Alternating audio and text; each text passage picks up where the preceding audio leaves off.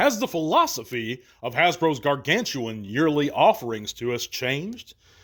Will Age of the Prime Star Optimus begin a new chapter for Titan-class Transformers? We're going to talk about all that and so much more coming up right now on Transformers Talk Raw.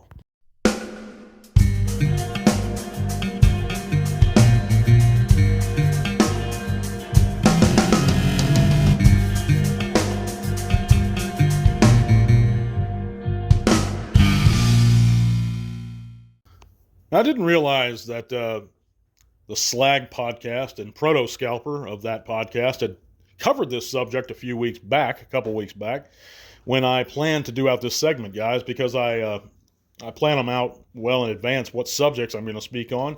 Highlight some talking points. Of course, my show's always unscripted, but anyhow, this is what it is. Thank you guys for coming in and joining us this week for another TTRP. That's the Transformers Talk Raw podcast on YouTube or Spotify. Appreciate you either way you're coming in. Be sure to leave me a comment, a thumbs up, and subscribe if you're not, guys. You know, my analytics show only about 30% of folks on average are subscribed to the channel who do listen in. So if you listen in and you like listening in, go ahead and hit that subscribe button. It really helps it out a lot. If you want to go further, you can go over to our Patreon. That link is in the description below. It's going to enter you automatically at the $1 or $3 tiers for 1 or 2 monthly chances, automatically entered into our giveaways. We have one a month. We're going to announce a new Patreon giveaway winner of an extra figure I had. And this is sealed, shipped at my expense.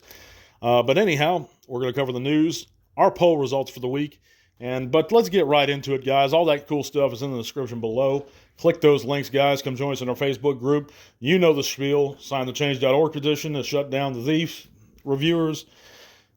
Everything's down below.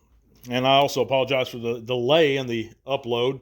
The actual side gig I do to make some money has been a little exhausting this week, but let's get right into it. Will Age of the Prime Star Optimus begin a new era for Titan-class Transformers?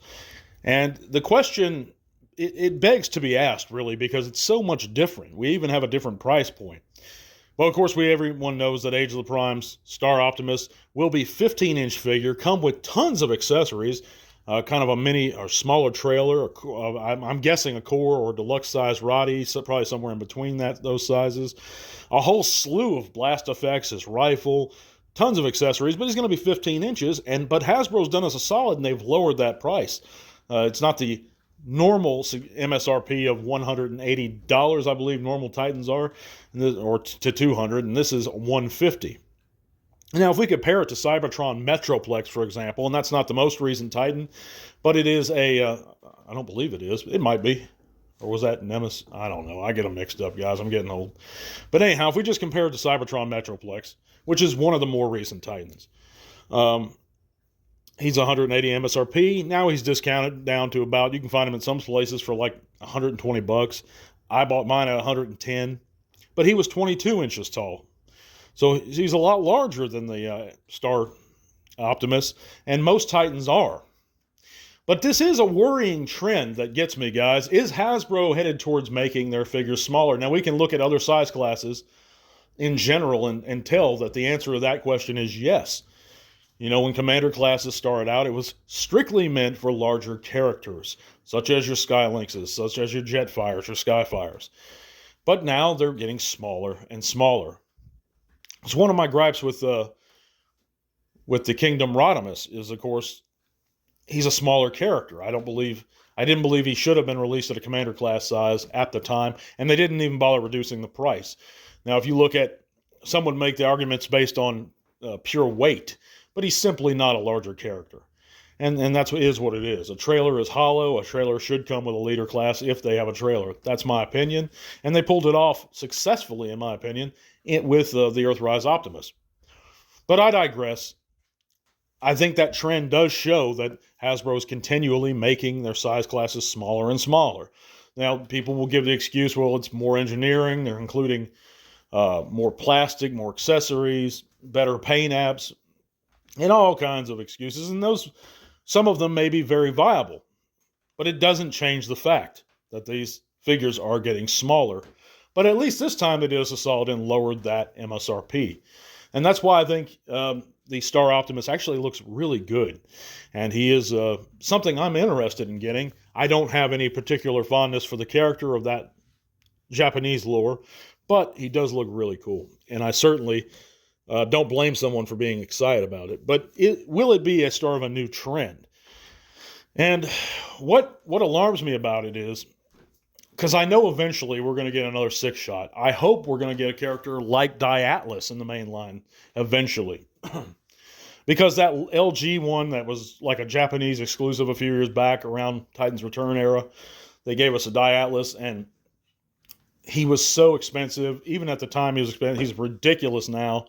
And it was just a simple retool with a couple deluxes thrown in.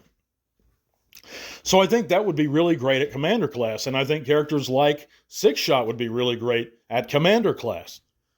Not larger. But this figure with the Star Optimus, he's roughly about 6-shot size, I believe, even within the lore. So it's making me think they might even actually stretch it and make a Titan class 6-shot or Atlas, and that just simply wouldn't make sense to me. But I'm not sure, guys. Let me know in the comments what you guys think. But again, I appreciate you guys listening. But yeah, all those blast effects that come with him, I'm not a huge fan of blast effects, 1 or 2. I think he's coming in with a little too many blast effects. I mean, if you look at the accessories this guy has, it's tons of them. But good God, man, he's got like, I don't know, 8 pieces of blast effects, 10. It just gets to a point it's a little ridiculous, and we already have tons of blast effects lying around. If you've been collecting in the main line for the past, I don't know, 6 years? Now we are more than that probably. Since Siege, we've had blast effects. So, I mean, I don't know. I think it's a little bit of a cheap cop-out for them to just throw those in, and that justifies him at the Titan price point, all those accessories. But anyhow, we're going to move on to this week's poll results and the news and announce our giveaway winner.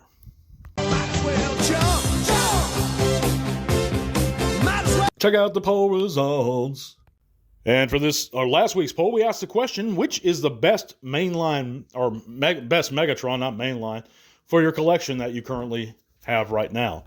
And out of 147 votes, that's right, almost 150 people participated in this one, and I appreciate you guys participating. 39% of those Transformers fans said Siege is the best current mainline Megs for their collection. It was kind of closely followed by the MP at 32%, and we had a lot of great mixed answers in the comments, including, I think one fellow said Galvatron was his current stand-in place of Megatron because he didn't get the opportunity to get Megs, or the Kingdom Galvatron. Other guys pointed out their anticipation for figures like New Age's Chug Scale Romulus, which I actually pre-ordered yesterday as of this recording, and I'm super excited about him. He has that gun mode that we all want in our Studio Series 86 Megatron that we know we're not going to get. But it doesn't bother some folks. What did bother me, and really why I pulled the trigger, no pun intended, on this offering, was because I do fear that he's going to have, even the 86, is going to have some tank kibble on him, and we know he's going to be a tank. And they couldn't really avoid it with any Megatron that's been a tank. But, and one guy pointed this out, the Combiner Wars Megatron, the big leader one, did do a good job at about hiding that tank kibble a good bit, but it was still there on his back, and you could kind of tell it was still there. And he had treads on the back of his legs and in his arms. So, I mean, I don't know, guys. But I am excited for Romulus. And the Siege Megs is a great one. I have the cel-shaded 35th anniversary Megs myself currently, and he's fantastic. But he's a little hollow in some parts, forearms and such. So, but anyhow, the fans have spoken. You guys like Siege. Let's move on to the news and talk about our giveaway winner. And this week we know that the Studio Series Wave 17 Leader classes, Galvatron, of the 86 Studio Series, and the Rise of the Beast Ape Link has been found at U.S. retail. Of course, that's at a Maryland Target over there on the East Coast. And I know some folks are excited about this Galvatron, and a few more are excited about Ape Link. Rise of the Beast Ape Link, I can take him or leave him, but I'd actually rather him than the Galvatron at this point, since we own so many versions of this mold. I mean, how many times, guys, is Hasbro going to continually ask us to keep buying the exact same figure? They pulled it with Blaster after a couple repacks of him. They pulled it with Soundwave. I mean, it's just getting old. And Galvatron's even worse because we have variations of his mold, like Straxus. But with the repaints, I think there was already 5 or 6 of them. So this is just another one. Repaints are repacks. So there was, and we've been over this. I'm not even going to get into it, guys. But if you're excited about him, he does look good. If you don't have a Galvatron, totally makes sense. If you do have a Galvatron, you just want it. Hope he pops up at your location real soon. Moving on, we know that James Roberts, IDW author of, he contributed to More Than Meets the Eye and The Lost Light, is to attend TF Nation on the 22nd of March in Manchester in the United Kingdom. Of course, a lot of people really revere Mr. Roberts, and we hope you guys can get out there and see him if you're wanting to. We also know that Age of the Prime's Titan Class Trypticon, we had our first look at him last week, and pre-orders are going to go up soon. He features no stickers or clear bits this time, and speaking of overhyped recolors, in my opinion, if you don't have Trypticon, again, this makes sense, or you just love the look, the more tune-accurate look. Of course, he was black. So I wouldn't blame you for picking it up, but I can't see why folks who already own the previous Titans Return one would be excited about this Trypticon. It's not much of a difference to me, at least not enough to justify purchasing another Titan, when it's not like it's even the only Titan that we're going to get this year, guys. We do have that Star Optimus coming. So I don't know. I can't justify the purchase for my collection, but if you're excited, we do have our first look at him. We also note the Age of the Prime's Fallen Leader class, Megatronus. We have some in-hand images of him, and this figure looks great to me. I love everything about it except for the flame effect pieces. I don't think they're particularly convincing as for fire or flame effect, but I just have no attachment to this character. I don't really care for the 13 Primes lore. That was created in around 06, and I just buy Fun Pub and Dreamwave, and I just don't. It's just not for me, guys. If it is for you, I'm glad. I just don't have a place for this in my collection, but he does look good. But in both modes, he looks really good. But here's something that I am interested in, kind of. It's the MP60 Genrai, or is it Genrai, in hand images. Of course, we know that the smaller bot scales well with the Studio Series 86 Optimus and other figures, and I'm pretty sure that's Romulus, New Age's Romulus, they have in comparison here, which is surprising since this is, I guess this is not a Hasbro picture, this is somebody else. But yeah, he scales, the smaller bot scales really well, and he looks good in all modes. Of course, we know that this is going to be the last MP figure that's going to be released under the MP banner, and I think they're changing it up or moving the line somewhere. I mean, basically, I think we'll still get MP-style figures, but they won't be officially branded as Masterpiece. But this looks really good, guys. Well, that's going to cover it for this week's news. I hope you guys have had a great work week. You didn't work too hard, or school, or whatever you're doing.